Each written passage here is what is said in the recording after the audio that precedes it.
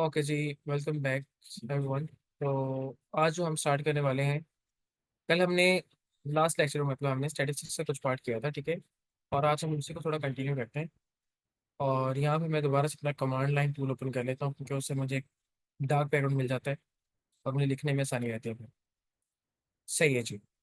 वैसे तो ये काम हम माइक्रोसॉफ्ट बोर्ड के थ्रू भी कर सकते हैं, but in this case it's no. Okay, सही है भाई। तो हमने स्टार्ट की थी स्टेटिस्टिक्स, ठीक है। स्टेटिस्टिक्स। और अगर आप लोगों को याद हो तो भाई क्या होती है स्टेटिस्टिक्स, ये चार तरह के कॉन्सेप्ट हैं। The very first is distribution. So in this subject we talk about the distribution of data. Okay, distribution of data का मतलब क्या था, मैंने आपको लास्ट टाइम बताया था दैट डिस्ट्रीब्यूशन मीन्स डेटा की नॉर्मेलिटी, डेटा की स्क्यूनेस या कर्टोसिस, ईटीसी वगैरह वगैरह, ठीक है। So distribution is associated with normality of data. मैं यहाँ पे इसको हल्का टच देख लेता हूँ सिर्फ, ठीक है। सॉफ्ट रिमाइंडर टाइप से होता है। तो वही, एक मिनट बैक चल, क्या रन देगा ऐसे। ओके, तो नॉर्मल डिस्ट्रीब्यूशन ऑफ डेटा, ठीक है। होपफुली आप सबने लास्ट लेक्चर लिया होगा। अगर नहीं लिया तो भाई रिकॉर्डेड पढ़ा है, जाके सुन लीजिएगा। उससे आपको समझ में आ जाएगी कि क्या होती है नॉर्मल डिस्ट्रीब्यूशन, ठीक है। इसके अंदर हमने दो कॉन्सेप्ट्स को पढ़ा था। The very first one was skewness. और स्क्यूनेस की मैं अगर बात करूँ तो सर दो तरह की हो सकती है।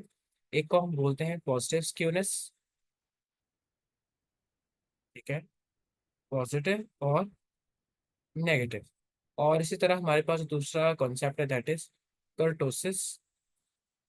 और कर्टोसिस भी हमारे पास क्या हो सकती है, पॉजिटिव हो सकती है या नेगेटिव हो सकती है। अब इसका अगर मैं थोड़ा सा विजुअल रिप्रेजेंटेशन आपको दूं तो शायद आपको एक बेहतर आइडिया हो जाए, आप रिमाइंड कर पाए that what actually was skewness और कर्टोसिस। मैंने आपके सामने कुछ चार या पांच तरह के ग्राफ बनाए थे, ठीक है। एक तो पहले ये एक नॉर्मल ग्राफ था ऐसा कुछ करके। थोड़ा इसको एक्सटेंड कर लेते हैं यहाँ से ऐसे करके। एंड देन हमने कहा था भाई कि यूं अगर तो हमारी डेटा की एक बेल कर्व बने तो वो क्या है, वो नॉर्मल है, ठीक है। और यहाँ पे हमने उसके नीचे डिस्ट्रीब्यूशन को शो किया था।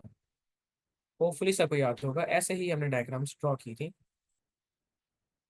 और देन हमने कहा था भाई कि डेटा नॉर्मल तब होता है अगर अगर अगर डेटा का मीन, मॉड, मीडियन तीनों एक ही पॉइंट के ऊपर लाई करें, ठीक है। आई होप कि आप सबको याद होगा इस पर थोड़ा सा कंसेप्ट। तो ये वो लाइन होती है कि जहाँ पे मीडियन बनाया जाता है डेटा का, सेंट्रल पॉइंट। और अगर डेटा अपने सेंटर के लेफ्ट और राइट दोनों साइडों पे इक्वली डिस्ट्रीब्यूटेड हो, ठीक है, equal distribution on either sides, equal distribution on either sides of the median, either sides, okay. So equal distribution on either side of the median shows that data is actually normal. और यहीं पे हमारा फिर क्या जाता होता है, हमारे पास मीन भी यहीं पे लाई करता है अगर आपको लास्ट लेक्चर याद है। फिर हमारे पास मॉड भी यही लाई करता है। What is mean, that is the average, okay. What is mod, that is most repeated value in any data. And what is median, that is the 50% of data, ठीक है, जिसको हम सेकंड क्वार्टाइल के बाद डील करते हैं। Data के basically चार हिस्से होते हैं, फर्स्ट, सेकंड, थर्ड, फोर्थ। अगर हम दो हिस्सों को सेपरेट करते हैं, दो को सेपरेट करते हैं, तो सेंटर में जो लाइन आ जाएगी ना, दैट विल बी मीडियन। तो इस तरह से हम इसके कॉन्सेप्ट को लेकर चलते हैं। लास्ट लेक्चर में तो काफी डिटेल से हमने बात की थी, लेकिन मैं अभी नहीं करने वाला। अच्छा, इसके बाद हमने कुछ डायग्राम्स ड्रॉ की थी। अगर मैं यहाँ पे ड्रॉ करना चाहूँ तो लीजिए यहाँ पे ड्रॉ करते हैं फिर, ठीक है। Okay, okay. फिर हमने ये वाली ड्रॉ की थी यहाँ से ऐसे, ठीक है। देन हमने एक ये वाली ड्रॉ की थी डायग्राम। होपफुली सबको याद होगा, मैं कोई रॉकेट साइंस तो रिपीट नहीं कर रहा ना, सिंपल है। यहाँ पे हमने ऐसे रिपीट की थी। हाँ, मेरी ड्राइंग थोड़ी कमजोर है, ठीक है, मैं पेंटर पेंटर तो हूँ नहीं।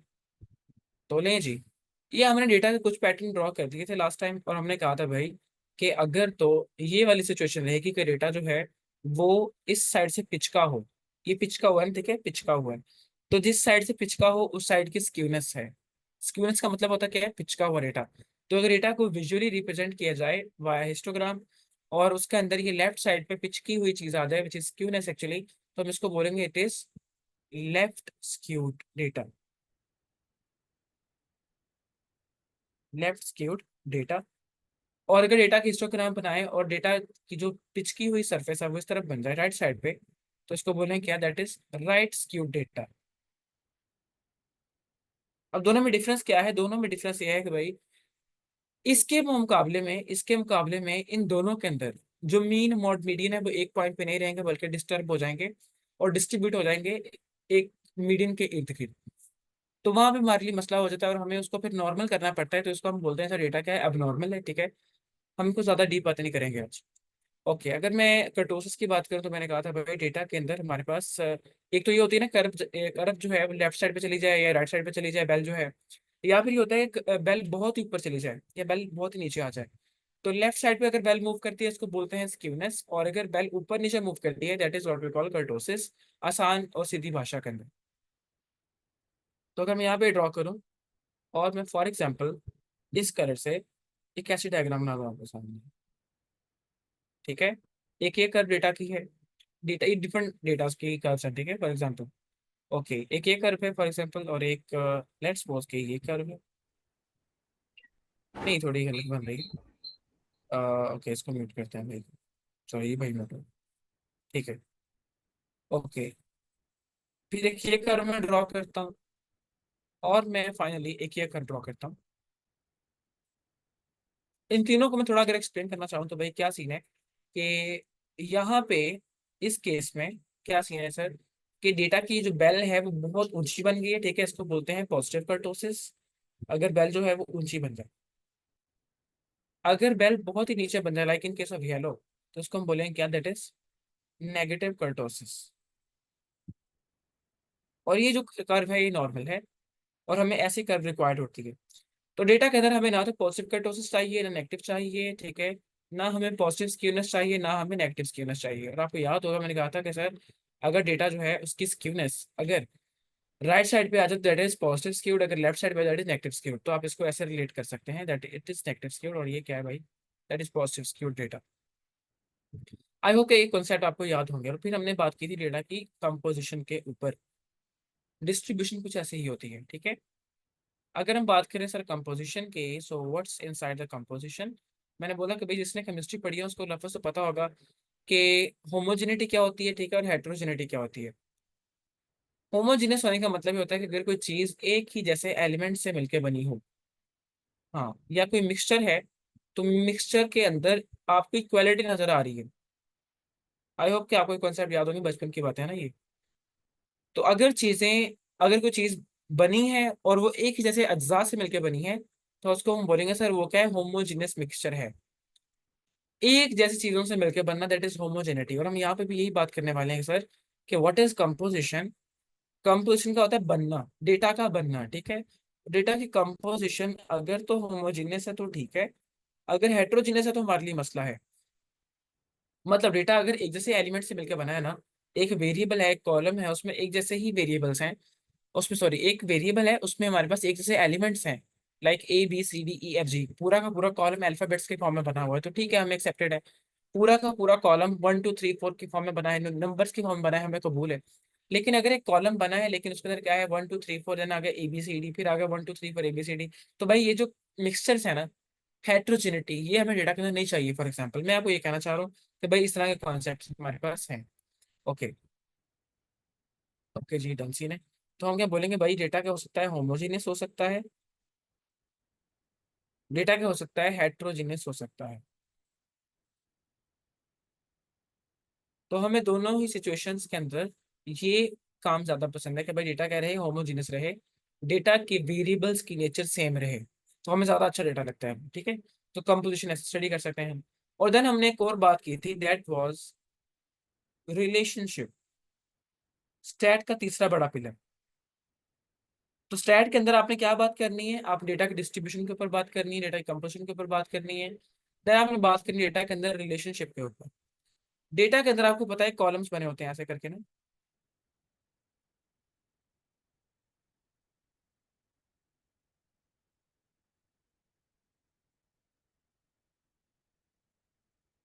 ओके, अब इन कॉलम्स के अंदर जो है फॉर एग्जांपल ये कॉलम ए है, ये बी है, ये सी है, डी है, ई है फॉर एग्जांपल, इन सभी कॉलम्स का आपस में क्या कनेक्शन है भाई। क्या ये कॉलम्स एक दूसरे पे डिपेंडेंट है या नहीं डिपेंडेंट, एक कॉलम के इफेक्ट होने से क्या दूसरे पे कोई इफेक्ट आता है कि नहीं आता। तो इस तरह से हम चेक करते हैं कि आपस में इनका रिलेशन क्या है, व्हाट इज द को रिलेशन, या what is relation, what is regression. तो हम ऐसे कॉन्सेप्ट यहाँ पे ट्राई करते हैं, ठीक है। तो रिलेशनशिप की अगर बात करें डेटा के अंदर, हमारे पास तीसरा कॉन्सेप्ट ये है कि भाई रिलेशनशिप क्या है डेटा के अंदर। अब इसके भी हमारे पास दो आगे मेन पिलर हैं। The one is correlation and the other one is regression. अब इसका आप सबने बहुत नाम सुना होगा कि भाई रिग्रेशन अप्लाई कर ली, रिग्रेशन अप्लाई कर ली, रिग्रेशन अप्लाई कर ली। तो कोरिलेशन क्या होता है या रिग्रेशन क्या होती है भाई। आपको याद होगा मैंने लास्ट टाइम बात की थी कि अगर किसी चीज, अगर एक कॉलम के बढ़ने से दूसरा कॉलम भी बढ़े तो हम बोलेंगे सर वो क्या है, एक पॉजिटिव कोरिलेशन है। अगर एक कॉलम के बढ़ने से दूसरा कॉलम कम हो जाए तो उसको हम बोलेंगे सर ये क्या है, नेगेटिव कोरिलेशन है। अगर एक तो बढ़े लेकिन दूसरा ना बढ़े ना कम हो, न्यूट्रल हो जाए, तो उसको बोलेंगे सर ये क्या है, न्यूट्रल कोरिलेशन है। आई होप ये बातें आपको याद होंगी, मैं कोई रॉकेट साइंस रिपीट नहीं कर रहा कहीं सर। तो कोरिलेशन क्या हो गया, पॉजिटिव नेगेटिव या न्यूट्रल, ठीक है। इसी तरह रिग्रेशन होती है। रिग्रेशन क्या होती है भाई, अगर आपने एक कोरिलेशन को स्टडी कर लिया है कि भाई ये पॉजिटिव कोरिलेशन है या नेगेटिव है, ठीक है, तो आप क्या कर सकते हैं, आइंदा उसके ऊपर प्रिडिक्शंस कर सकते हैं। लाइक मैं कहता हूँ भाई एक बंदा है, ठीक है, उसने 5 मिनट के अंदर एक खिलौना बनाया कोई, 5 मिनट में एक खिलौना बनाया, तो मैं कहूंगा सर 1 घंटे में कितने बना लेगा, 12 बना लेगा। या कितने बनाएगा, बल्कि कितने बनाएगा, 12 बनाएगा ना, है ना। तो हाँ बिल्कुल। तो 5 मिनट में अगर एक बना रहा है तो 1 घंटे में 12 बनाएगा। तो फिर मैं ये भी तो कह सकता हूँ ना कि वो 2 घंटे में 24 बना लेगा। अब हालांकि उसने बनाए नहीं है, लेकिन आपने क्या किया है, आपने उसका प्रीवियस रिलेशन देखा है टाइम के साथ कि ये बंदा इतने टाइम में इतना काम करता है, तो आइंदा इतने टाइम में इतना काम कर पाएगा। तो आप उसके ऊपर एक प्रिडिक्शन कर पा रहे हैं। ऐसा ही सीन यहाँ पे रहेगा कि आप कॉलम्स के दरमियान कोरिलेशन को स्टडी करेंगे और देन आप उसको इस तरह से ट्रेन करेंगे अपनी मशीन को, अपने कंप्यूटर को, कि वो आइंदा कुछ फार्मूलाज के थ्रू, या आप अपने कुछ फार्मूलाज के थ्रू उसके ऊपर थोड़ी सी प्रिडिक्शंस कर पाएंगे कि सर चूंकि प्रीवियसली ये ऐसा रिलेशन था उनके अंदर, डेटा के अंदर, तो आइंदा ये ऐसा हो सकता है। आइंदा की आउटपुट ये रहेगी, अगर इनपुट इतनी थी आउटपुट इतनी आई, अगर इनपुट बढ़ जाएगी तो आउटपुट अब इतनी आएगी। तो ये कॉन्सेप्ट होते हैं हमारे पास, ठीक है। तो ये होगी रिग्रेशन, अगर आप उसके ऊपर एक मैथमेटिकल मॉडल भी बता पाए रिलेशनशिप के ऊपर। अब इसके ऊपर शायद आपके कॉन्सेप्ट कुछ डिफरेंट हो, ठीक है, मुझे इसका आइडिया नहीं है कि आपके कॉन्सेप्ट्स क्या हैं। तो लेकिन अगर आपके कॉन्सेप्ट डिफरेंट हैं तो आप मुझे इनबॉक्स में बताइएगा, ठीक है। तो उसके ऊपर इंशाल्लाह बात करेंगे, बिकॉज रिग्रेशन एक बहुत बड़ा टॉपिक है सर, है ना, है कि नहीं। लीनियर रिग्रेशन वगैरह आपने सुना होगा अक्सर औकात। तो ये मैथमेटिकल मॉडल्स इसके ऊपर बनाए जाते हैं, इसकी इक्वेशंस हैं बकायदा रिग्रेशन की। तो रिग्रेशन को एक्सप्लेन किया जाता है वाया मैथमेटिकल मॉडल। और कोरिलेशन में हम कोई मैथमेटिकल मॉडल तो नहीं करते, but that is up to some extent of qualitative analysis, कि भाई बढ़ेगा या कम होगा, दैट्स इट। कितना बढ़ेगा कितना कम होगा, दैट इज रिग्रेशन। ठीक है, अगर आप क्वालिटी के साथ क्वांटिटी के फॉर्म में भी चले जाएं और आप उसके ऊपर प्रिडिक्शंस कर पाए, that is what we call regression. और मैं आपको कल एक जो चीज पढ़ा रहा था ना, ठीक है, आपने ऐसा कुछ पढ़ा होगा कि भाई एक चीज के बढ़ने से दूसरी बढ़ गई, याद है ना। और सर इसे ही बोलते हैं लीनियर रिग्रेशन। एक चीज के बढ़ने से दूसरी कम हो गई, एक के बढ़ने से दूसरी को फर्क ही नहीं पड़ा। तो ऐसा ही कॉन्सेप्ट है लीनियर रिग्रेशन का भी। तो इतनी चीजें मुश्किल नहीं है, हाँ आपको चीजें मुश्किल बना के दिखाई गई हैं अभी तक, तो हम इसको सुपरफिशियली पढ़ेंगे क्योंकि आर बैकएंड पे हमारे लिए हर चीज खुद से करने वाला है। हमें चीजों को लर्न नहीं करना, चीजों को बस हिट करना है कि अच्छा इसका मतलब ये था, हमें ये करना है, यहाँ पे ऐसा करेंगे तो ये हो जाएगा, दैट्स इट। ओके, अब चैट पढ़ते हैं हम। ओके, ठीक है, समझ गया। बिल्कुल, ये उस्मान कप्तान साहब मेरे ख्याल से, हाँ बिल्कुल, वो कह रहे हैं कि डिस्ट्रीब्यूशन और कंपोजिशन, देन रिलेशनशिप और कंपैरिजन। ओके, क्या कह रहे हैं ये। हम दोनों ही कवर करेंगे सर, हम पाइथन भी कवर करेंगे, हम आर भी कवर करेंगे, ठीक है। हमने इवन दैट अगर हमें यहाँ पे टाइम मिल जाता है तो हम यहाँ पे लिनक्स को भी कवर करेंगे। आई बिलीव कि अगर आप ये काम कर जाते हैं ना तो आपकी लाइफ में एक पॉजिटिव तब्दीली आपको नजर आएगी, और वो जो है वो मैं चाहता हूँ कि अगर ऐसा हो जाए तो कमाल हो जाए सर। ये भी हमारी पॉलिसी है। अब यहाँ पे ना क्लब को रिप्रेजेंट करने की बात नहीं है, लेकिन सर हमारा जो एक क्लब है ना, इसका मतलब ये है कि हम जो हमारी यंग जनरेशन है उसकी डेवलपमेंट के लिए काम करें। ठीक है, हम ये काम करें इसके अंदर जनरली। उसमें डिफरेंट पॉलिसीज बनाई जाती हैं। अब जो मेरी पॉलिसी है ना वो ये है कि सर अगर आप लोग ये आर प्रोग्रामिंग सीख जाते हैं, ठीक है, कुछ ज़्यादा नहीं ना सीखें, बेशक आपने कौन सा सॉफ्टवेयर इंजीनियरिंग करनी है, लेकिन क्या आप इन फ्यूचर कर भी पाएँ, तो ये ऐसे ही चल रहा है सब कुछ। ठीक है, आपको अगर आर आ जाती है, आपको पाइथन आ जाती है, एक तो आप डायरेक्टली और इनडायरेक्टली कमा पाएंगे। डायरेक्टली कैसे कि हमारे पास बहुत सारे डेटा के प्रोजेक्ट्स होते हैं, ठीक है, आप उसमें जाके पार्टिसिपेट कर सकते हैं as data engineer, as data analyst, और अगर कोई बंदा पीएचडी है तो एज अ डेटा साइंटिस्ट में। लेकिन इनडायरेक्ट का मतलब ये हो सकता है कि आप किसी के साथ कोलैब कर सकते हैं किसी और प्रोजेक्ट के अंदर, जहाँ पे आप इसकी एप्लीकेशंस को स्टडी कर पाएंगे, ठीक है, इंप्लीमेंट कर पाएंगे वगैरह वगैरह। तो एक तो आपकी ये डायरेक्ट और इनडायरेक्ट अर्निंग है।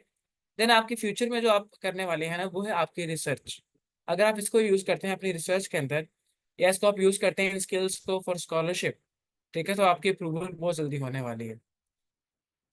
और अगर कोई बंदा यहाँ पे बायोइन्फॉर्मेटिक्स का है, ठीक है, या कोई हैवी किस्म के प्रोग्राम्स को रन करता है जो कि सिर्फ लिनक्स के अंदर रन किए जाते हैं, तो उसको लिनक्स भी सीखना पड़ेगा ऑब्वियसली। तो हम उसके ऊपर भी बात करेंगे, लेकिन वो एक फ्यूचर पर्सपेक्टिव है, देखते हैं हम उसको कितना इम्प्लीमेंट कर पाते हैं। सही है जी।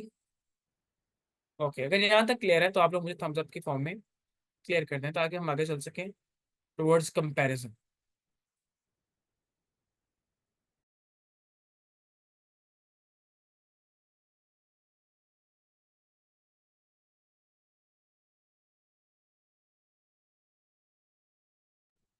तकरीबन 16 लोगों ने हमें ओके करवा दिया है, ठीक है। तो 16 की बात है तो हम कहते हैं कि हाँ चलो ठीक है, एक्सेप्टेबल है यार, आगे आगे चलते हैं। सर अगर आपने डिस्ट्रीब्यूशन स्टडी कर ली है, आपने कंपोजिशन को स्टडी कर लिया है, आपने रिलेशनशिप को स्टडी कर लिया है, तो आपके पास जो लास्ट कॉन्सेप्ट बचता है ना, that is what we call, क्या बोलते हैं उसको भला, जैसे मुन्ना भाई ने कहता जाइला, क्या सूरत थी वो क्या कहते हैं, तो इसको क्या बोलते हैं हम ये बताने वाले हैं।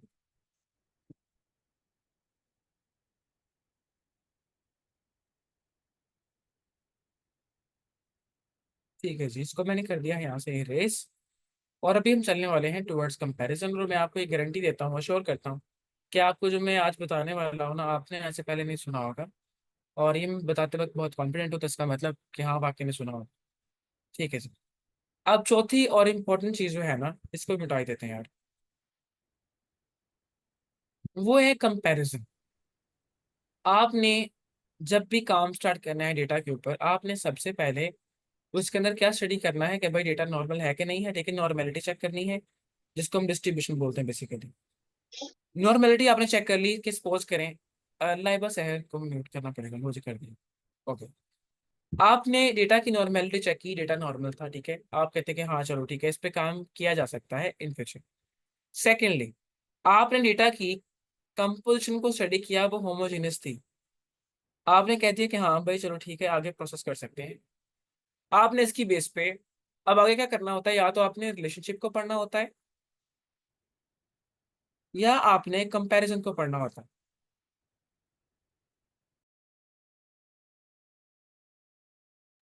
ओके सॉरी, मेरी तबीयत थोड़ी नासाज सी है, शायद आपको आवाज से भी लग रहा हो। ठीक है जी, इन दो की बेस पे आप रिलेशनशिप को स्टडी कर सकते हैं, ठीक है, और आप इसके बेस पे कंपैरिजन को स्टडी कर सकते हैं।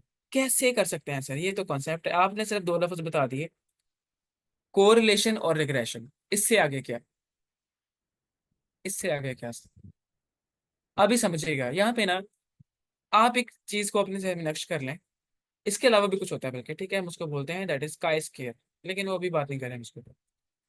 सर ये दो कंसेप्ट आप ऐसे अप्लाई नहीं कर सकते, इनके दो डिफरेंट सिनेरियोज हैं, और इसी को बोलते हैं रिसर्च के ऊपर स्टैट्स अप्लाई करना। जिसको ये अभी कॉन्सेप्ट समझ में आ गया, वो बंदा बेशक जाकर अपनी पीएचडी की रिसर्च के ऊपर खुद से स्टैट लगा पाए, तो ये बहुत ईजी है। हमारे पास क्या होते हैं, कुछ अजम्पशंस होती हैं। मैं क्या बोला, कुछ अजम्पशंस होती हैं, अजम्पशंस। वो अजम्पशंस क्या होती हैं कि भाई ये अजम्पशन है कि डेटा नॉर्मेलिटी और होमोजेनिटी को फॉलो करे।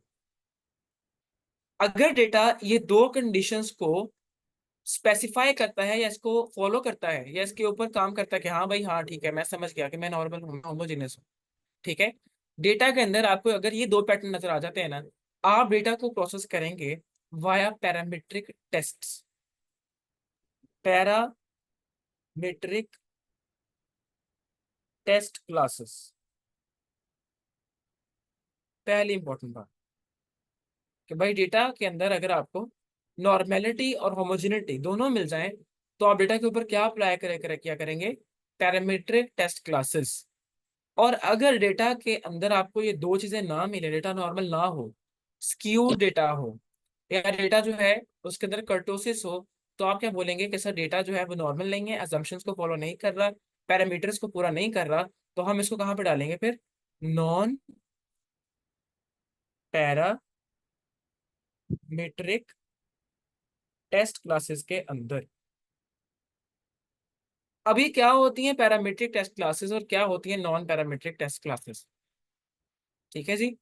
जो भी मैंने लफ्ज बोला था ना, कोरिलेशन, रिग्रेशन, ये सभी टेस्ट होते हैं बेसिकली। यही सभी कुछ प्रोसेसेस हैं जिनको हम इन दो कंडीशंस के अंदर डील करते हैं, पैरामीट्रिक और नॉन पैरामीट्रिक के अंदर। किसी को ये इतना सा कॉन्सेप्ट समझ में आया हो, इसको इतू सा कॉन्सेप्ट समझ में आया? डेटा अगर नॉर्मल है तो यूज करेंगे पैरामीट्रिक टेस्ट क्लासेस। डेटा अगर नॉर्मल नहीं है तो यूज करेंगे non parametric test classes. If it is clear then show me thumbs up everyone. बहुत आसान है, मैं कोई रॉकेट साइंस नहीं रिपीट कर रहा। Thank you so much. आगे चलते हैं। अगर सर आप समझिए, इतना तो क्लियर है ना, तो मैं ऐसा करता हूँ, मैं इनको फिर ना सेपरेट ही कर लेता हूँ दोनों को, और इसके ऊपर फिर हम ना डिटेल से कुछ स्टडी करते हैं कि भाई कैसे करना है इसको फॉलो। असम्पशंस तो हमें पता चल गई कि अच्छा ये असम्पशंस है, नॉर्मेलिटी है, होमोजेनिटी है। और अगर नहीं होंगे तो तब भी मसला है, होंगे तो तब भी मसला है। क्या मसाइल है ये सारे के सारे, समझे? सर पहली बात तो ये है ना कि क्यों ऐसा कर रहे हो, डेटा को एक तरह कैसे अप्लाई करो, स्टडी कर लो। ये क्या नया ड्रामा निकाल लिया आपने? तो मैं यहाँ से निकालूंगा दो क्लासेस। पहली कौन सी, पैरामीट्रिक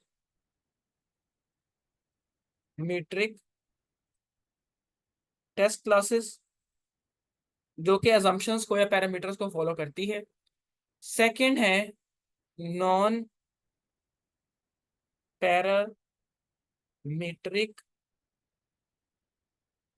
टेस्ट क्लासेस, जो असम्पशंस को या जो पैरामीटर्स को फॉलो नहीं करती। ओके जी, इतना ठीक है? हाँ जी सही है, मतलब मुझे क्लियर तो आपको क्लियर होना चाहिए, सारी बात है। अब आके समझिएगा, ये क्या होती हैं पैरामीट्रिक टेस्ट क्लासेस। सर आप इन टेस्ट क्लासेस में बेसिकली वही स्टडी करने वाले हैं जिसको हम बोलते हैं कंपैरिजन, या जिसको हम बोलते हैं रिलेशनशिप। ठीक है, आप वही दो तीन चीजें इसमें स्टडी करने वाले हैं। ओके, यहाँ पे ना कंपैरिजन और रिलेशनशिप के अलावा भी एक चीज होती है, इसको हम बोलते हैं काई स्क्वायर टेस्ट सीरीज। ठीक है, आप याद रखिएगा कि अगर तो हमें ऐसे वेरिएबल्स को आपस में कंपेयर करना पड़े जो कैटेगोरिकल इन नेचर हो, जनरली क्या होता है कि आप ए बी सी डी को आपस में कंपेयर नहीं कर सकते। अगर मैं आपको बोलूंगा ए को बी से कंपेयर करो, तो आप पूछो कि यार ये क्या कॉन्सेप्ट कर रहे हो आप, है ना? कैटेगोरिकल है, वो भी कैटेगोरिकल है, कोई न्यूमेरिक वैल्यू दो ना कि मैं उसमें कम ज्यादा का कॉन्सेप्ट अप्लाई करूं, दोनों को कंपेयर कर पाऊं कि भाई ये ज्यादा है ये कम है। ठीक है, लेकिन मैं अगर आपको सिर्फ एबीसी दे दूं, कहूँ कि सर इसे कंपेयर करें और मुझे इसके ऊपर एनालिसिस करके दें, तो आप तो गए ना फंस। तो वहां पे फिर एक स्पेशल केस आ जाता है which is chi square test series. लेकिन उसके ऊपर हम बात नहीं कर रहे, मैं आपको सिर्फ दो बताने वाला हूँ पहले, which is correlation and regression, और साथ में कंपैरिजन। ठीक है, तो रिलेशनशिप बेसिकली, और क्या बोला मैंने, दैट इज कंपैरिजन। हम इसको इन दो को फॉलो करने वाले हैं अभी के लिए। ओके, तो भाई पैरामीट्रिक टेस्ट क्लासेस के अंदर आप कैसे स्टडी करेंगे रिलेशनशिप? ओके, ये याद रखिएगा।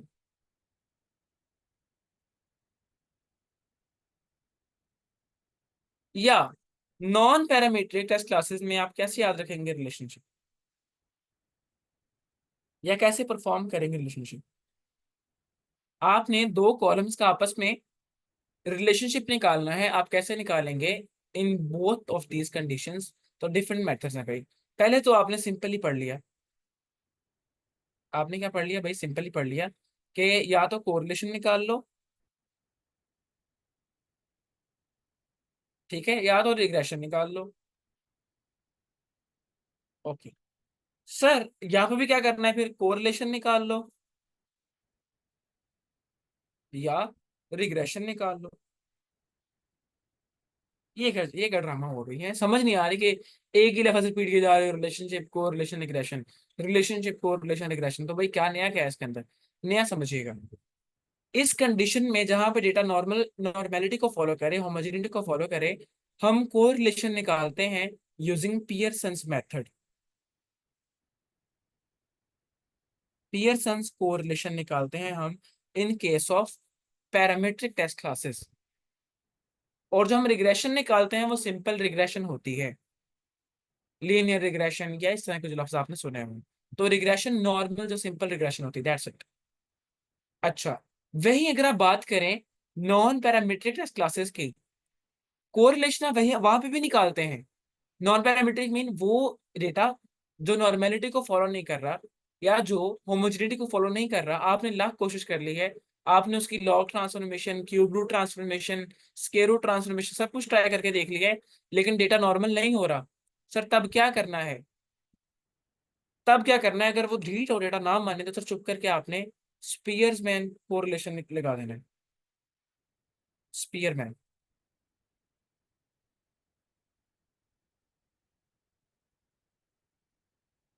और तो पियर्सन्स कोरिलेशन और स्पीयरमैन कोरिलेशन, ये दो डिफरेंट कोरिलेशन हम स्टडी करते हैं in both of these conditions. सही है। और यहाँ पे हम जो रिग्रेशन स्टडी करते हैं ना in non parametric test classes, that is Kendall's tau. Okay, Kendall's tau regression. मैं आपको फिर बता रहा हूँ कि आपको लफ्जों से डरना नहीं है, सिर्फ नाम याद रखने। अगर आप सिर्फ इन ये नाम याद रख पाते हैं ना, आप डेटा के ऊपर स्टैट्स अप्लाई कर पाएंगे। यहाँ पे जितने भी अंडर ग्रेजुएट्स बैठे हैं ना, भाई आप लोग खुशनसीब हैं कि आप जो ये चीज देख रहे हैं ना, ये चीज आपको शायद जाके 3 से 4 साल के बाद पता चलनी थी अगर आप पीएचडी में या मास्टर्स में जाते। और पाकिस्तान में तो नहीं पता होती, बल्कि इवन मैंने जितने भी बाहर के लोगों से प्रोजेक्ट्स किए हैं ना अभी तक, किसी को भी इन इतनी डिटेल्स का नहीं पता होता, because we are not statisticians by the way. हम क्या है भाई, हम तो माइक्रोबायोलॉजिस्ट हैं फॉर एग्जांपल, हम तो बायो इन्फॉर्मेटिशियन हैं, हम तो एग्रीकल्चर साइंटिस्ट हैं। तो हमें इन चीज़ों का डिटेल से नहीं पता होता।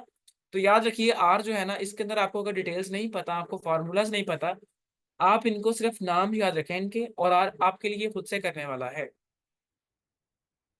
अच्छा, फिर दोनों में फर्क क्या है भाई।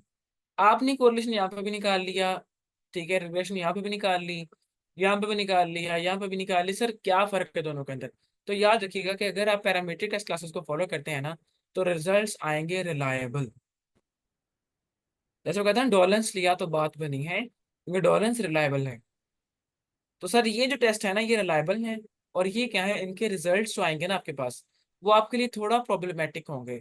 प्रोबेबली वो थोड़े फॉल्स पॉजिटिव या फॉल्स नेगेटिविटी को शो करें, ऐसा होता है।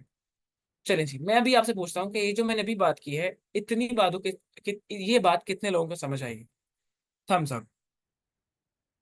कि पैरामीट्रिक में रिलेशनशिप कौन सा निकालना है, पियर्सन निकालना है।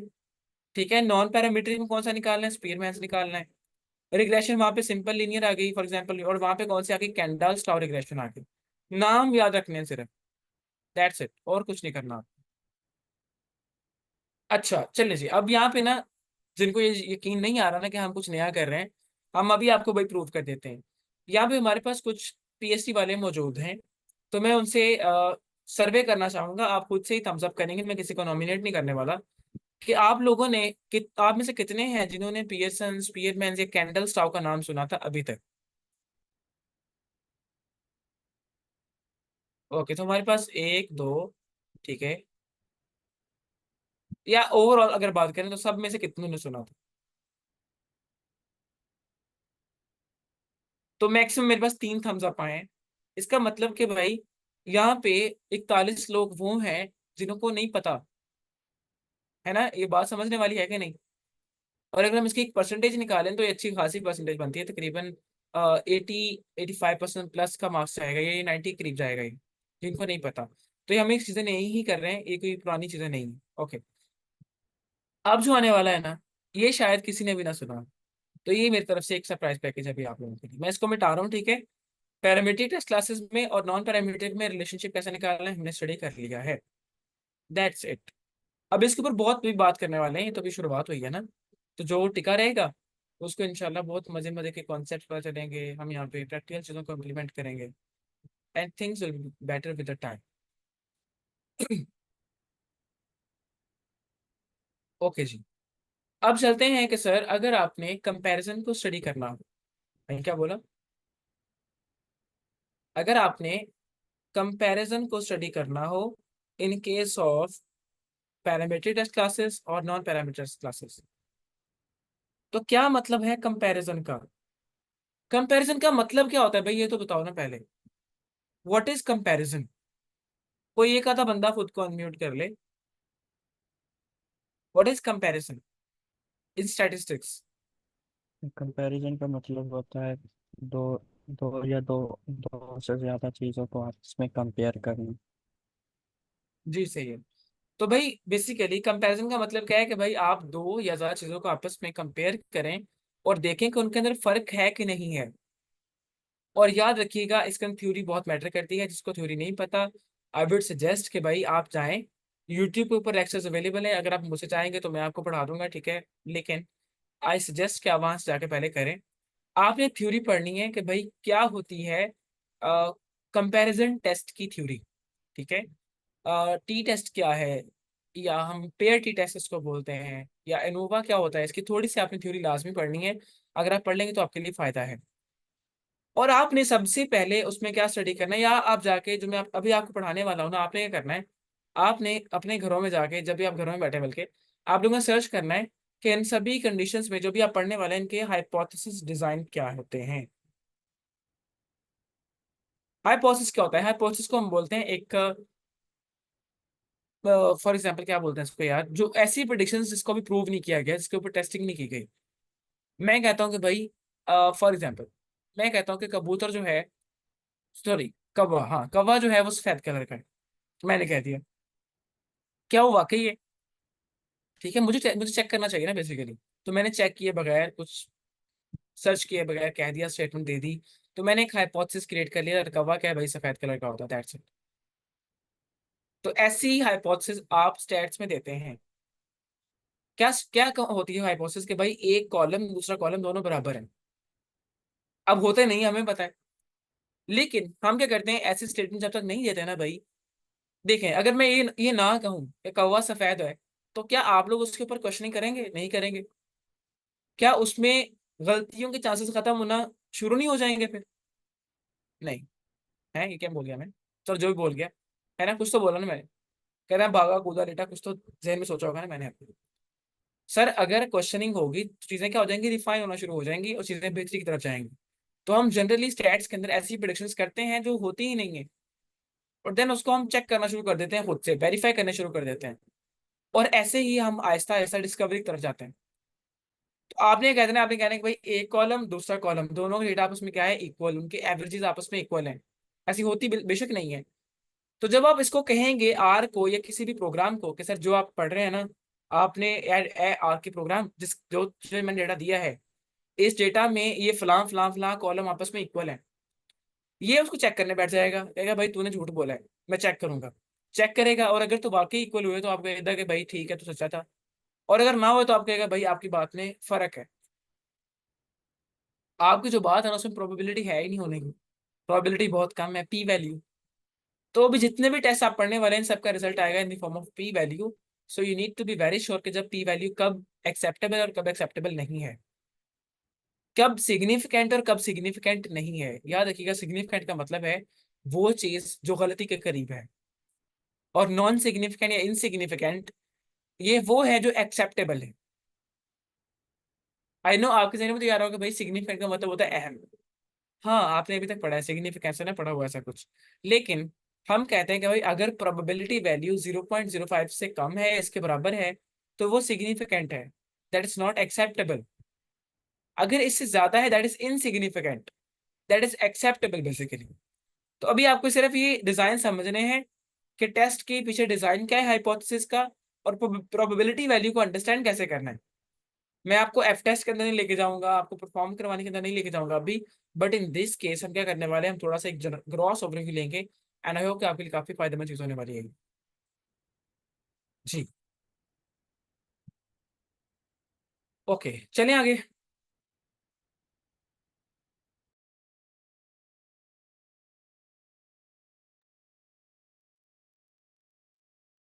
चलो भी बीके कौंडल के फैंस कारोबार पे चलें, कहते कारोबार पे चलें शेरा। ओके, चलिए जी समझिएगा। सर हमारे पास कंपैरिजन जो है उसके कुछ टेस्ट हैं, ठीक है। पहला टेस्ट जो है ना, ये पहली टेस्ट क्लास जो है, दैट इज टी टेस्ट।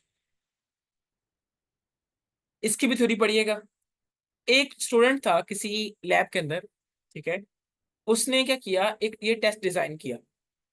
उसने इसे नाम दिया स्टूडेंट्स टी टेस्ट। सॉरी, उसने इसे एक नाम देना चाहा था, लेकिन उसकी लैब ने इसे पब्लिश नहीं करने दिया कि भाई तो अपने नाम से इसे पब्लिश नहीं करेगा, तूने इस लैब में रहते हुए काम किया है, हमारे साथ रहते हुए काम किया है, ये काम सबका आना चाहिए। फिर उसने अपने ही नाम से पब्लिश कर दिया कि भाई मैं स्टूडेंट हूँ, तो इसके नाम पे चलेगा फिर स्टूडेंट टी टेस्ट, ठीक है। हाँ, इसके बाद थोड़ी मॉडिफिकेशन हुई, बेल्स टी टेस्ट भी आया। लेकिन ये टी टेस्ट क्या चीज है? आप इस टी टेस्ट को यूज करते हैं for kind of comparison between two variables, that's it. अगर दो से ज्यादा होंगे तो उसको हम एनोवा के अंदर ले जाएंगे। तो हमारे पास एक तो टी टेस्ट है, एक चीज है एनोवा, ठीक है।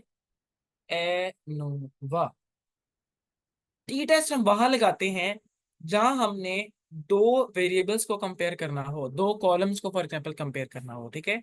सो that is comparison between two variables. अच्छा, या ये दो वेरिएबल्स के दरमियान में होगा, या ये दो सैंपल्स के दरमियान में होगा।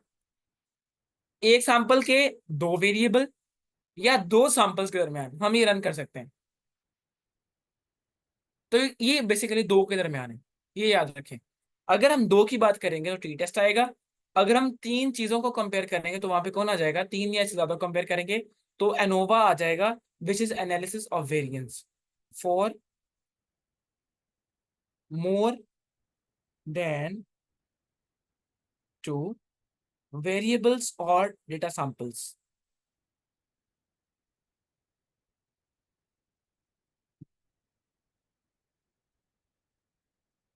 ठीक है जी, दो को कंपेयर करना है तो टी टेस्ट, और अगर दो से ज्यादा को कंपेयर करना है, अब देखें ना कंपैरिजन, क्या कंपैरिजन एक के दरमियान नहीं हो सकता? क्या मेरा मुझसे कंपैरिजन है? हाँ कि ना? कंपैरिजन तो हम करते हैं किसी दूसरे से। क्या मैं खुद से कंपैरिजन कर सकता हूँ? एक कंपैरिजन है कि भाई मैं अपना कंपैरिजन खुद से ही करूं, एक है अपना कंपैरिजन से दूसरे से करूं, एक है कि हम तीन चार लोगों को बिठाएं फिर उनका आपस में कंपैरिजन करें। क्या ये सब चीजें ऐसा है कि नहीं, पॉसिबल है कि नहीं? Okay, tentative statement call hypothesis, बिल्कुल सही कह रहे हैं। ओके, तो कह रहे हैं कैसे पॉसिबल नहीं है कि हम खुद से खुद को कंपेयर नहीं कर सकते, किसी और की मुझको जरूरत क्या, मैं तो खुद से प्यार जताऊं वाला सीन यहाँ पे नहीं चलेगा। यही कहते हैं ऐसा, लेकिन मैं नहीं ऐसा कहता।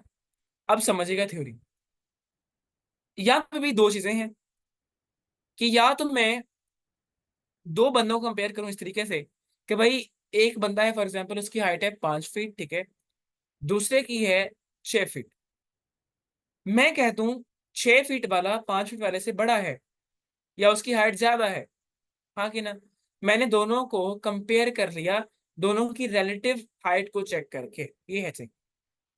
एक है मैं बोलूं कि भाई मुझे वो एक स्टैंडर्ड चाहिए कि कम से कम हाइट जो है 5.6 हो। अब मैंने एक स्टैंडर्ड सेट कर दिया है। अब फिर मैं कहूंगा भाई इस स्टैंडर्ड से 5 वाला कम है, 6 वाला इसको फुलफिल कर रहा है। तो या तो आप चीजों के दरमियान में कंपैरिजन कर सकते हैं, या आप उनको एक स्टैंडर्ड के साथ कंपेयर कर सकते हैं। हाँ के ना? हाँ के ना? Thumbs up. जैसे फौज में नहीं होता कि भाई हमें चाहिए कितना बंदा, 5.6 वाला। तो वो क्या कर रहे हैं, वो एक स्टैंडर्ड रख लेते हैं कि इतनी मिनिमम, इससे ज्यादा हो तो वो तो चलो ठीक है, फिर एक्सेप्टेबल ही ना, कम अज कम इतनी हो। और जो उसको फुलफिल नहीं कर रहा उसको हम ड्रॉप कर रहे हैं। तो इसमें क्या होता है, इसमें फिर ना वो आप यही बात नहीं करते कि भाई कि एक 5 फीट का एक 6 फीट का, आप कहते हैं कि हाँ एक जो है इस स्टैंडर्ड से नीचे है, एक स्टैंडर्ड को फुलफिल कर रहा है, दैट्स इट। या आप ये कह सकते हैं, अगर दूसरा तरीका क्या था कि भाई एक छोटा है एक बड़ा है, दैट्स इट। हाँ कि ना, सिंपल, बहुत आसान। तो आप एक स्टैंडर्ड सेट करके भी कंपैरिजन अप्लाई कर सकते हैं, और आप दो चीजों के दरमियान डायरेक्टली भी कंपैरिजन अप्लाई कर सकते हैं। ओके। तो हम कोई रॉकेट साइंस की बात नहीं कर रहे हैं, बहुत इजी है भाई, चकास किस्म का। तो यहाँ पे हम इसको मेंशन कर ही लें, ताकि आप लोग बाद में ये ना कहें कि भाई ये तो लिखा ही था कहीं हमने है, मुझे आप लोग दोषी ठहरा दें। तो सर हम यहाँ पे क्या कर सकते हैं, कंपैरिजन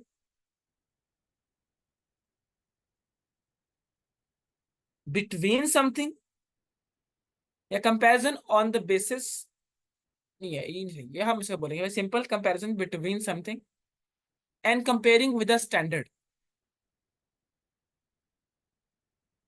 ठीक है, कंपैरिजन विद अ स्टैंडर्ड, कि आपने एक स्टैंडर्ड सेट कर लिया है, एक स्केल बना लिया है, अब आप उससे नीचे वालों को एक्सेप्ट नहीं कर रहे, उससे ऊपर वालों को एक्सेप्ट कर रहे। पहले आपने ये कह दिया कि भाई जो बड़ा होगा, जो जीता वही सिकंदर। फिर आपने कहा कि भाई जो इतना भी कर गया वो सिकंदर, बाकी सब देखा। तो ऐसे कॉन्सेप्ट भी चलते हैं हमारे पास, या तो आप स्टैंडर्ड के साथ कंपेयर कर लें, या डायरेक्टली आपस में कंपेयर कर लें। ओके जी, ये कॉन्सेप्ट भी क्लियर है। ठीक है, ऐसा सबके लिए पॉसिबल है, दो के लिए, तीन के लिए, चार के लिए, पांच के लिए। आप पांच लोगों में से ये कह दो कि भाई पांच में सबसे बड़ा ये है, ठीक है, ये पांच में से ये दो बड़े हैं, ये तीन छोटे हैं, ऐसा। या आप ये कहते हैं कि भाई 5.6, दो इस क्राइटेरिया को मीट कर रहे हैं, तीन मीट नहीं कर रहे। तो ऐसा पॉसिबल है, सब एग्जिस्ट करता है भाई। ओके। अब अगर मैं बात करूं टी टेस्ट की, सर टी टेस्ट जो है दो तरह का हो सकता है। एक one sample t test,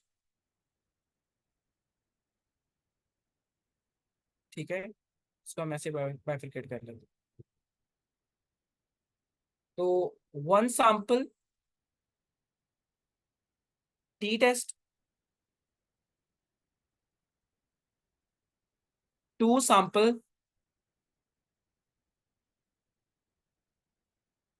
T test, that's it. One sample t test और टू सैंपल टी टेस्ट। अभी तक मैंने parametric non parametric test class को हाथ तक नहीं लगाया, वो वैसे के वैसे पड़े हैं। Okay. So one sample t test और टू सैंपल टी टेस्ट आ गया भाई, सही है। अभी वन सैंपल टी टेस्ट क्या है, मैंने कहा था कि भाई, आपने कहा था बल्कि कि मैं खुद को खुद से कंपेयर नहीं कर सकता। अरे ये क्या है, तो हाँ चलो मान लेते हैं कि नहीं कर सकता, फॉर एग्जाम्पल। ये लाइन नहीं सही लग रही, अच्छी लग रही है यहाँ पे ना, इसको ऐसे लिखना चाहिए, हाँ ये सही है। तो वन सैंपल टी टेस्ट क्या है और टू सैंपल टी टेस्ट क्या है, डिटेल में ना जाए, सिर्फ याद रख लें कि हाँ चलो यार, एक होता है वन सैंपल टी टेस्ट, एक होता है two sample t test. Okay. ये टू सैंपल टी टेस्ट भी आगे दो तरह का होता है फिर।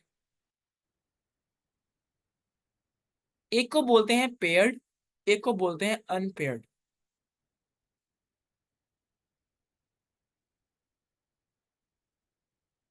सिर्फ आपको मैं बोल रहा हूँ बार बार कि आपको सिर्फ नाम याद रखने हैं, पेयर टी टेस्ट और unpaired t test. One sample, हाँ जी ठीक है, होता है। टू सैंपल, हाँ जी, दो तरह का होता है, एक पेयर्ड होता है और एक अनपेयर्ड होता है। अब इसका मतलब क्या है, आप एक ही डेटा के सैंपल के अंदर, ठीक है, लाइक क्या, फॉर एग्जांपल मैं कहता हूँ कि हम इस क्लास में कोई 44 के करीब लोग बैठे हैं, वैसे ही। अब इसमें से कितने लोग हैं, हम सबकी हाइट को चेक करते हैं, हम सबका वेट चेक करते हैं, ठीक है। अब ये जो एक ही सैंपल के अंदर हम काम कर रहे हैं ना, हम सब एक सैंपल हैं, ठीक है। सैंपल का मतलब होता है एक छोटा सा ग्रुप। ओके। 30-40 लोगों का, 100 लोगों का ग्रुप होता है, तो सैंपल बोलते हैं इसको। ओके। हमने कहा कि भाई सबका डेटा कलेक्ट करो, ठीक है, इनकी हाइट को इनके वेट से कंपेयर करो। आप एक ही डेटा के अंदर काम कर रहे हैं, लोग डिफरेंट हैं, ठीक है, ऑब्जर्वेशंस बहुत सारी हैं, बहुत सारे लोगों को आपने ऑब्जर्व किया है, लेकिन आप उनके दो ट्रेड्स को आपस में चेक कर रहे हो कि भाई सबका वेट इतना आ रहा है, फॉर एग्जांपल सबकी हाइट इतनी आ रही है ऑन एन एवरेज, ये सीन है, वो सीन है, फलाना ढमकाना, कलर कैसा है, कॉम्प्लेक्शन कैसा है, सही है, मेल न्यूट्रिशन तो नहीं है किसी को, वगैरह वगैरह एंड वगैरह। ऐसा कुछ चेक कर लिया आपने, लेकिन आप एक ही सैंपल के अंदर रहे, ठीक है। अच्छा, दूसरा केस ये है कि आप क्या करें, आप दो सैंपल्स को कंपेयर करें। एक हमारी यहाँ पे क्लास हो रही है, एक मैं कहता हूँ कि भाई दूसरी क्लास कोई और कंडक्ट कर रहा है। फिर हम इनको आपस में कंपेयर करना शुरू कर दें कि इस क्लास में कितने लोग थे, उस क्लास में कितने लोग थे, इस क्लास में से इतने लोग हैं जिनका वेट इतने से कम है स्टैंडर्ड से, उस क्लास में इतने लोग हैं जिनका स्टैंडर्ड से ज्यादा है। तो आप अब क्या कर रहे हैं, आप दो डिफरेंट सैंपल्स के अंदर प्ले कर रहे हैं, ठीक है। ये हो गया two sample test, one sample two sample.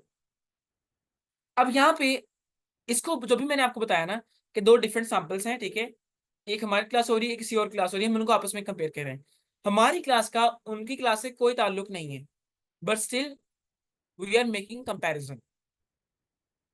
अगर हमारी क्लास का उनकी क्लास से कोई ताल्लुक नहीं है ना, तो हम बोलेंगे सर दोनों का आपस में कोई कोई पेयरिंग है, नहीं सर कोई पेयरिंग नहीं है।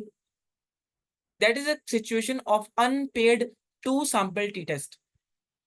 Okay, done. सीन में दो डिफरेंट सैंपल्स हैं, उनके अंदर कंपैरिजन अप्लाई करना है, डन सीन है। दोनों का आपस में कोई ताल्लुक नहीं बनता, लेकिन स्टिल आप उन्हें कंपेयर कर रहे हैं।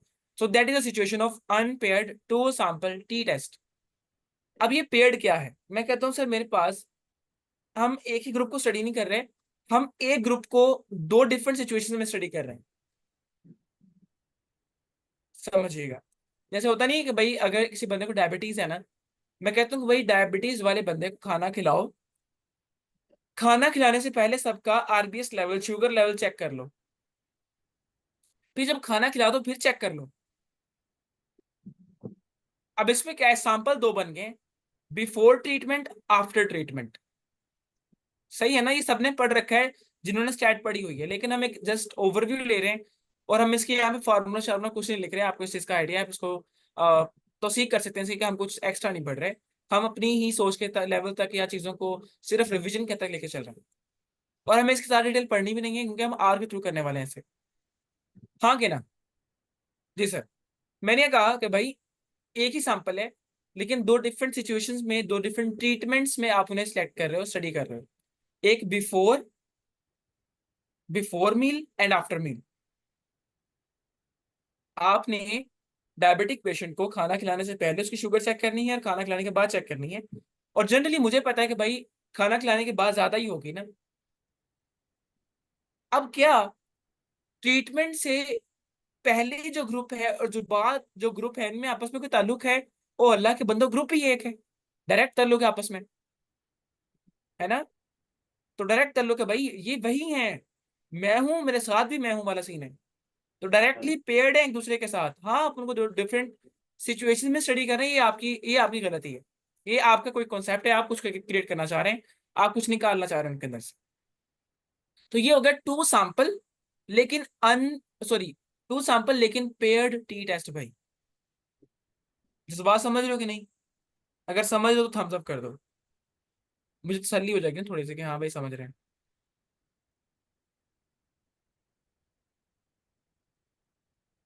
कम है इसका मतलब बाकी लोग भागे हैं। अगर आप लोग भगोड़े नहीं है तो थम्स अप करें। जैसे वो नहीं कहते, तो मस्जिदों में मौलवी बैठ के लगे होते हैं कि सुनियो नारा कह दो सुबहान अल्लाह है, तो हम भी वो वाला सीन कह रहे हैं, सुनियो कह दो थम्स अप। चलें, अच्छी बात है। तो सर एक होता है पेयर्ड, एक होता है अनपेयर्ड। ओके, इसमें होती है बिफोर एंड आफ्टर सिचुएशन,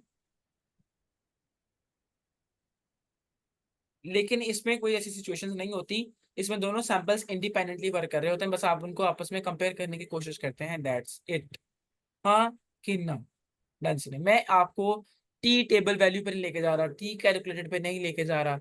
आपने सिर्फ इन सभी के सभी टेस्ट के अंदर टी वैल्यू को फोकस करना है।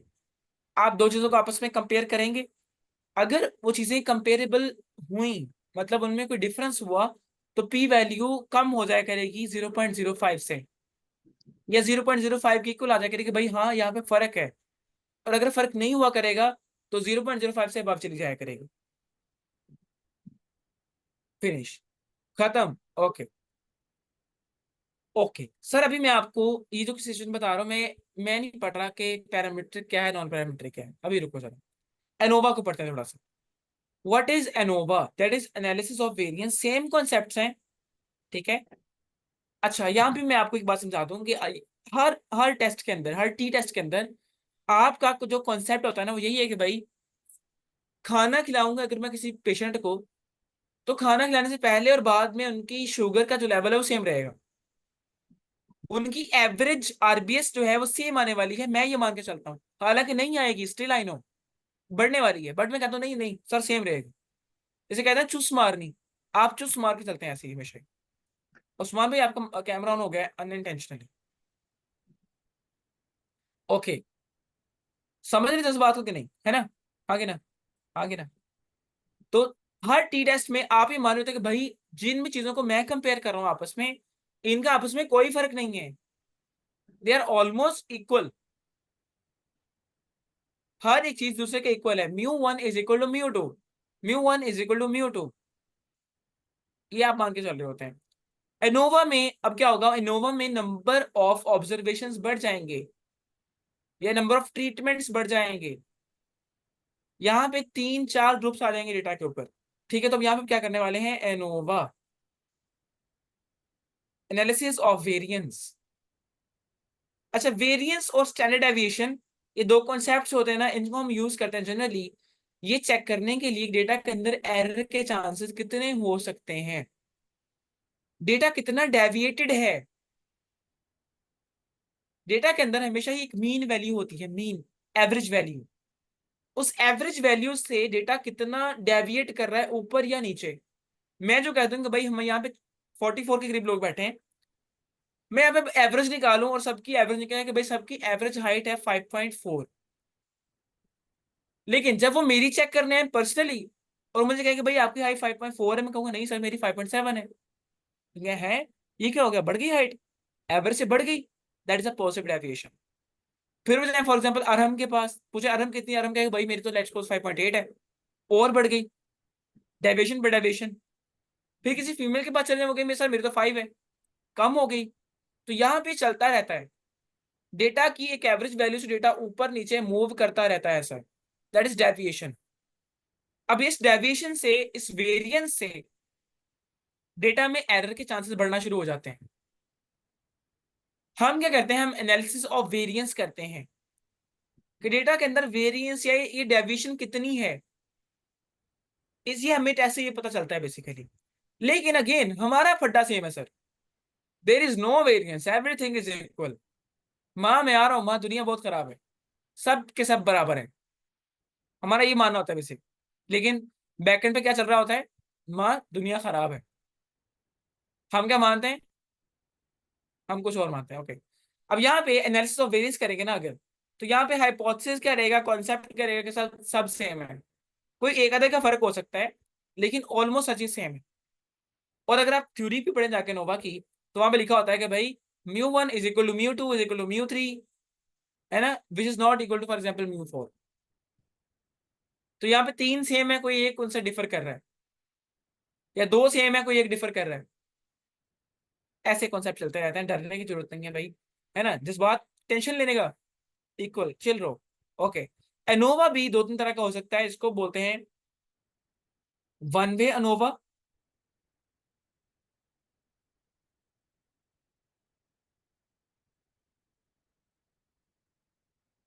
Then second one is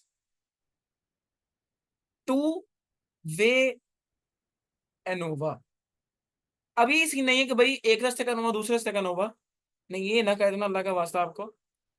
one way ANOVA और टू वे नोवा का मतलब है कि फॉर एग्जाम्पल हम यहाँ पे 3 डिफरेंट सैंपल्स के अंदर हाइट को ही चेक कर रहे हैं।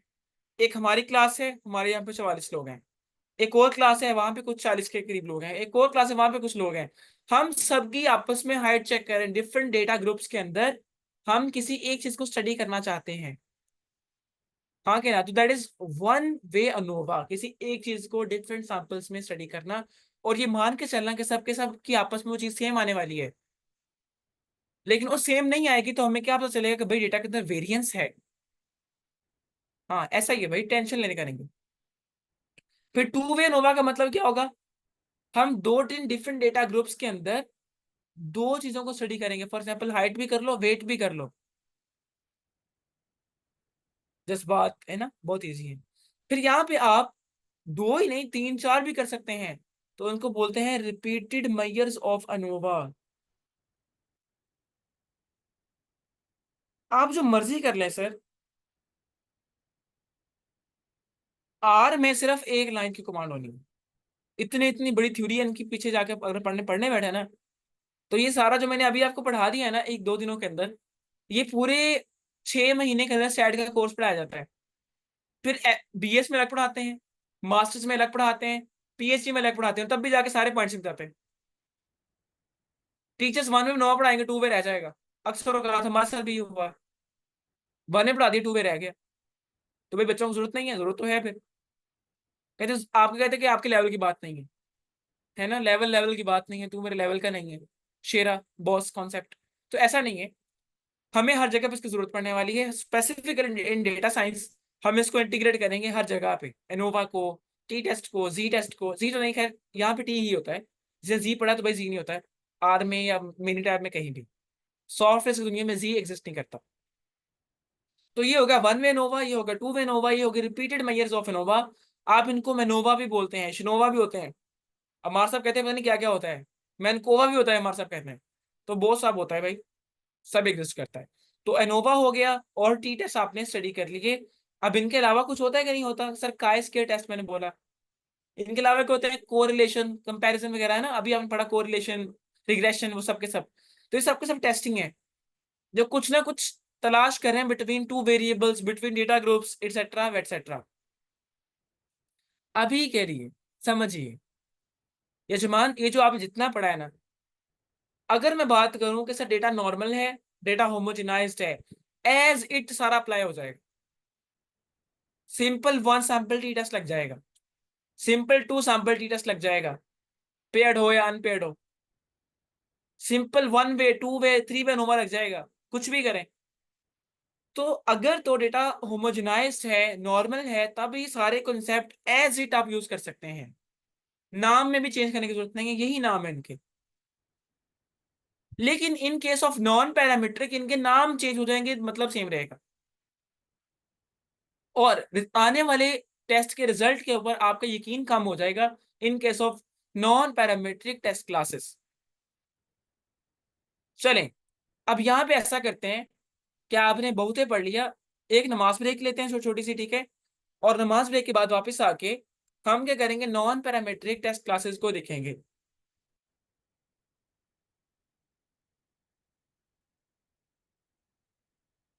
सर रिपीटेड मेजर्स वही होगी ना कि अगर आपने तीन या चार डिफरेंट ट्रेड्स को, तीन या चार डिफरेंट वेरिएबल्स को स्टडी करना है। आप हाइट को भी स्टडी कर रहे हैं, आप वेट को भी स्टडी कर रहे हैं, ठीक है, आप किस चीज की किसी डिजीज को स्टडी कर रहे हैं, आप किसी एक दो जीन्स को स्टडी कर रहे हैं कि इस पॉपुलेशन में जीन है कि नहीं है, इसका एक्सप्रेशन लेवल सेम है कि नहीं है, एटसेट्रा। अगर आप अभी तक ये सोच रहे हैं ना कि आपकी जिंदगी इसके बगैर चली जाएगी, नहीं चलेगी। हाँ, तो अरुण भाई कह रहे हैं सुभान अल्लाह है, अरुण भाई थैंक यू। जी यासिर भाई। मैंने पूछना है कि सर जो टू वे नोवा है सर, जी ये बोलिए। छोटे डाटे पर भी लग सकता है या कहते हैं मतलब 5-6 वैल्यूज हो, या ये बिग डाटा पर ही लगता है? जनाब आप ही कॉन्सेप्ट छोड़ ही दें, आप जहां मर्जी लगाएं, बस सर मैं दो वेरिएबल्स होने चाहिए। अब ये ना हो ना कि आपने एक सर्वे किया, आपने उसमें सब लोगों की हाइट चेक की है। हमारी इस क्लास में आपने लोगों की हाइट चेक कर ली, किसी और क्लास में गए वहां पे चेक कर ली, किसी और में गए वहां पे चेक कर ली, लेकिन सिर्फ किया क्या, हाइट चेक किया और कुछ नहीं किया। फिर आप कहेंगे नहीं मैंने हाइट चेक की है लेकिन मैं वेट भी चेक करना चाह रहा हूँ, सॉरी मुझे वेट का भी एनालिसिस दो। और भाई वेट तो आपने चेक ही नहीं किया, जो चीज आपके डेटा में है ही नहीं, बस आप वो नहीं कर पाएंगे। तो कम से कम आप दो चीजों को पहले स्टडी करें। डेटा कलेक्शन इस तरह से करें कि डेटा में दो डिफरेंट कॉन्सेप्ट अप्लाई हो सकें, टू वे नोवा अप्लाई किया जा सके आपके डेटा के ऊपर, बस इस तरह का हो। बेशक आप 10 लोगों का कलेक्ट कर लें, 10 से ग्रुप बना के।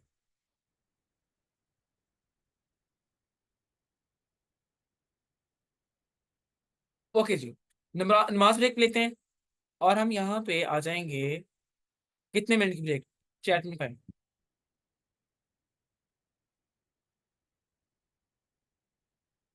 10, 14, अच्छा ये सही है। चलो 10। एवरेज लें, एवरेज कितनी बनती है? 15। क्या बात, 10, 13। चले जी। हम यहाँ पे आएंगे वापस 6 बजे। सही है, किसी ने बोला है? मोहम्मद इब्तिसाम। जी इब्तिसाम है, 6 बजे वापस आ रहे हैं। तब तक आप लोग अपनी नमाज अदा करें, ठीक है? मीटिंग चलती रहेगी, आप इसको कैमरा माइक म्यूट करके जा सकते हैं।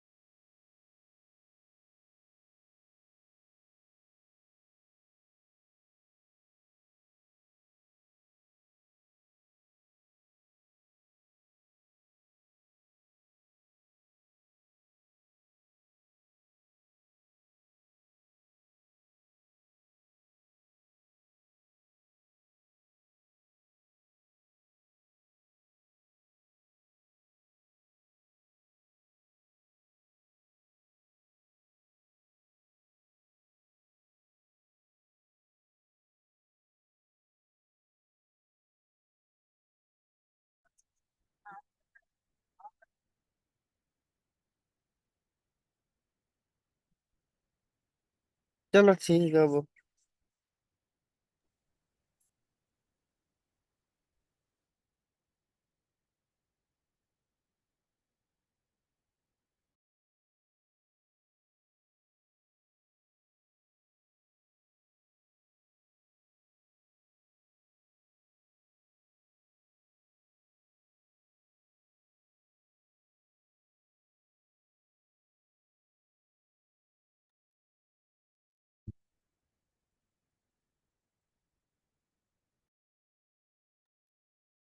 ओके जी, आई गेस 1 मिनट बाकी है और आप सबके वापस आने का इंतज़ार है मुझे। अगर कहते हैं तो मैं एक सॉफ्ट रिमाइंडर दे देता हूँ ग्रुप के अंदर, आप लोग जल्दी से वापस आ जाएं।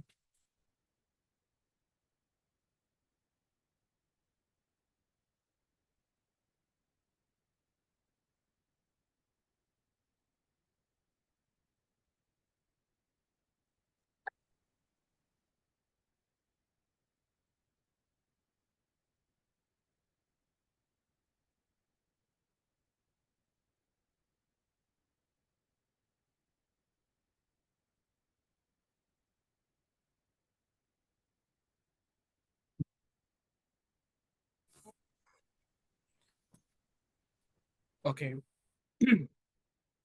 6 बज गए हैं तकरीबन। हम सिर्फ 1 से 2 मिनट और लेंगे, मेरे ख्याल से हमारे 4 मेंबर मिसिंग हैं, तो वो आ जाएंगे देन हम स्टार्ट करते हैं। और हमने स्टार्ट किया था 100 से ज़्यादा लोगों के साथ, और ये फिल्टर लगते लगते यहाँ पे 43 के करीब बचे हैं अभी। और उनमें से भी मीटिंग में हमारे पास 39 मौजूद हैं। और मैं गारंटी देता हूँ कि अगर हम या इसको एंड तक लेके जाते हैं ना, तो हमारे पास हार्डली 20 लोग बचे हैं। और इस चीज़ का आइडिया है मुझे।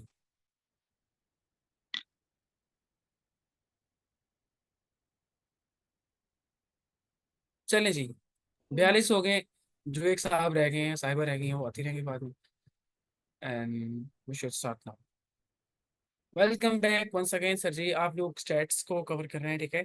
और यहाँ पे हमने अभी तक टी टेस्ट, एनोवा, ठीक है, इनके आगे कुछ variants like 1 sample t test, 2 sample t test, paired और अनपेयर्ड, ठीक है, इन सबको देख लिया है।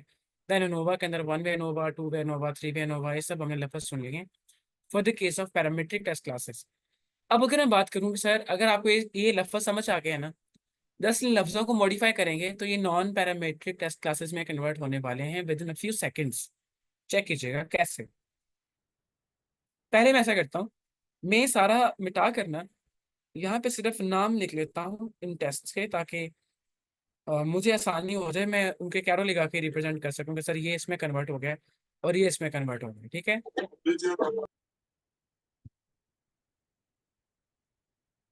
माइक अनम्यूट मत कीजिए।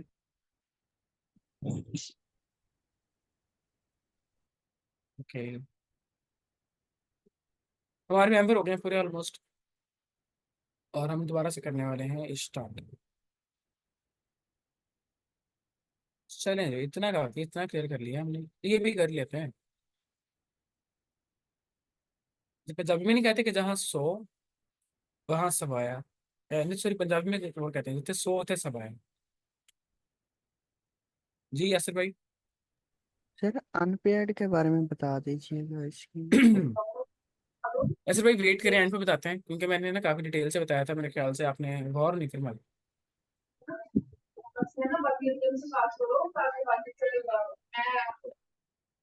म्यूट कर दिया, लो जी।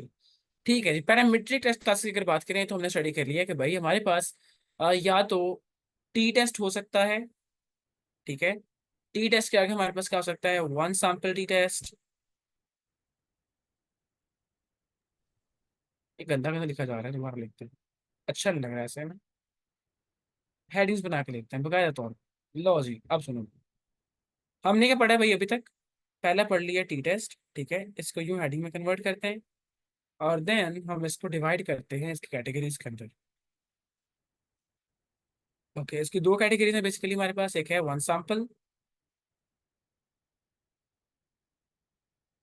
और एक है हमारे पास 2 सैंपल, ठीक है। ये पढ़ लिया हमने अभी। देन अगर 1 सैंपल की बात करें तो इसको हमने काफी डिटेल से स्टडी किया। 2 सैंपल के आगे तो दो फिर वेरिएंट हैं, एक है भाई पेयर्ड और एक है सर अनपेयर्ड। ठीक है।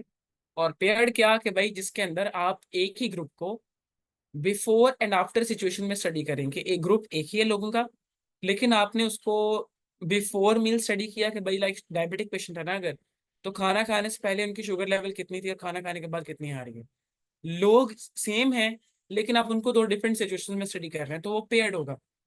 लेकिन अगर आप दो टोटली डिफरेंट लोगों को स्टडी करें तो टोटली ग्रुप ऑफ पीपल को स्टडी करें, डिफरेंट पीपल ऑफ, ओहो, totally different group of people को स्टडी करें तो वो बन जाएगा अनपेयर्ड। सही है, बहुत इजी। अब अगर मैं बात करूं एनोवा की तो सर एनोवा भाई जो है ना अपने, एनोवा भाई, एनोवा भाई, एनोवा भाई की भी आगे कुछ टाइप्स हैं लाइक, क्या मैंने बोला था, वन वे अनोवा। ठीक है। या हम बोल सकते हैं यहाँ पे क्या होता है हमारे पास, टू वे अनोवा। या हम बोल सकते हैं सर हमारे पास क्या होता है, रिपीटेड मेजर्स ऑफ एनोवा। ठीक है जी। ये हमने एक स्केच ड्रॉ कर लिया है जिसको हमने प्रीवियसली स्टडी किया है बहुत ही डिटेल के साथ। चलो भाई, अब इसको करते हैं जरा डीपली स्टडी। और इसको, ये तो हो गया ना in case of parametric test classes. Sir इन्हीं को रिप्लेस करना है तो ये बन जाएंगे क्या, नॉन पैरामीट्रिक। चेक कीजिएगा, नॉन पैरामीट्रिक मतलब उस केस में कि जब डेटा के अंदर हमारे पास क्या ना हो, होमोजेनिटी ना हो, नॉर्मेलिटी ना हो, वगैरह वगैरह वगैरह।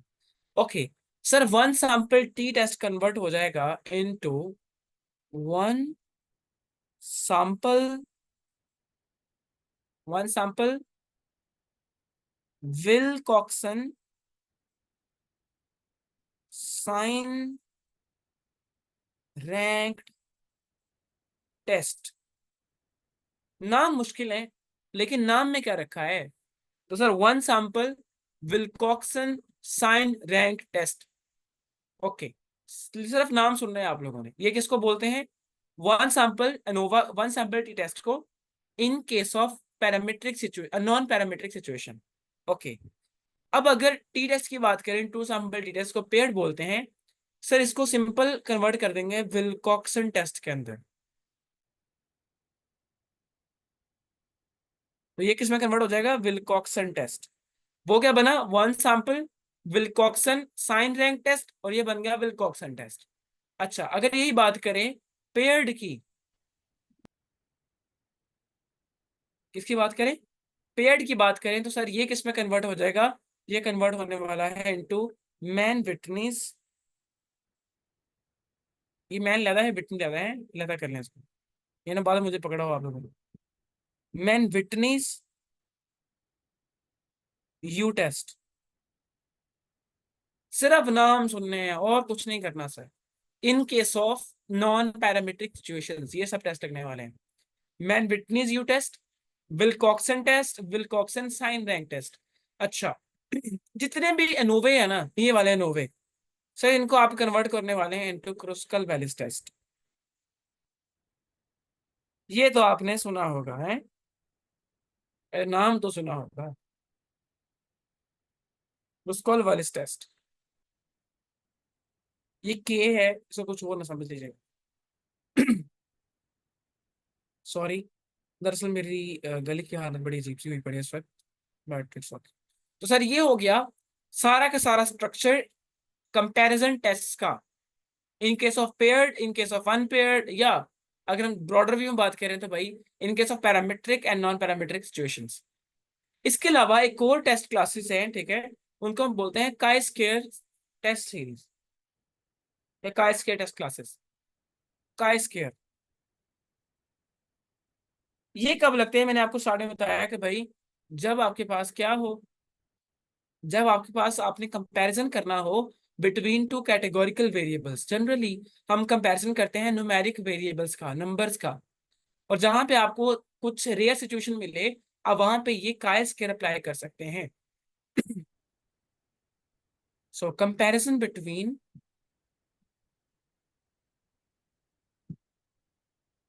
Comparison between between categorical variable. नहीं जी। सर जी, इतनी बातों की समझ आई है कि नहीं आई? एनोवा नेम रिपीट कर दीजिए। Okay, one way ANOVA, two way ANOVA और रिपीटेड मेजर्स ऑफ एनोवा। ऑर्गन के दूसरे टेस्ट की बात करें, that is Kruskal Wallis test. Kruskal Wallis test भी पढ़ते हैं, जैसे आपको अच्छा लगे।